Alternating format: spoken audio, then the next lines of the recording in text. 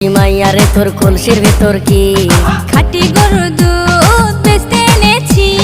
দে না একটু খাই, দামটা আগে চাই, আর দে না একটু খাই। দামটা আগে চাই।